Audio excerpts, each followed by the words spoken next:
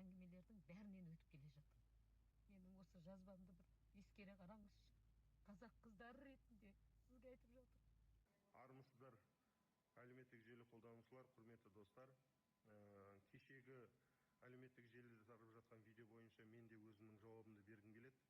Мен отбасылы, анам бар азаматпын. Маған, менің отбасыма қатты күйе жағып жатыр. Бұл заң мені де қорғайды деген ойым бар. Заң аясында сотқа шағымдандым. Соттың шешімін күтейік. Одан кейін барлық әлеуметтік желіге салатын боламыз.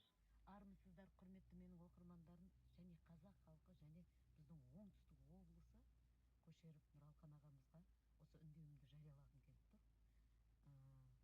Мен қаншама шындықты айтқалы, сіз білерсіз, білмессіздер, көп қысымды көріп келе жатырмын. Сол қысымның ішінде біздің басшымыз, оңтүстік Шәмші Қалдаяқов атындағы филармониямыздың басшысы Ғалымжан мырзаның да қаншама қысым көрсетіліп, маған концертке қатыспайсың, сенің киімің жоқ деп, және де маған махаббаттар жайында әңгіме етіп, менің ұятта болса айтайын, менің алдыма келіп отыр, мен сені иіскеуім керек деген әңгімелердің бәрінен өтіп келе жатырмын.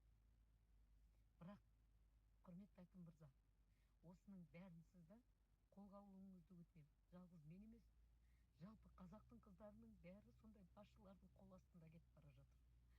Басшылардың қол жаулығы болып кетіп бара жатыр.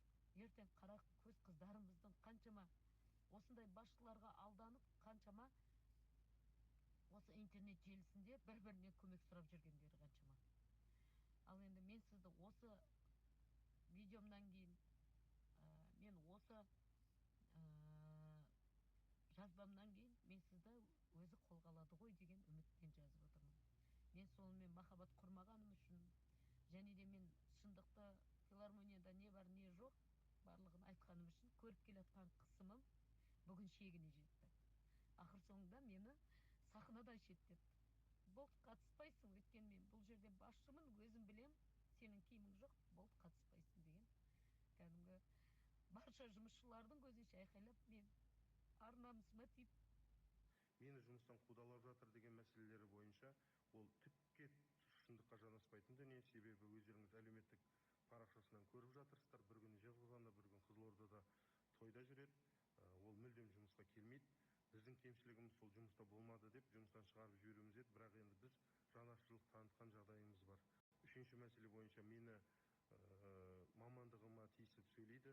Ол менің мамандығым квал требованияға сәйкес келмейтін болса, мен бұл қызметте отырмас болған едім. Мамандығым сәйкес келгеннен кейін, өнерге жанашыр болғаннан кейін мен осы қызметте атқарып жатырмын. Шетелге баратын сапарымыз бойынша айтқым келетіні, ол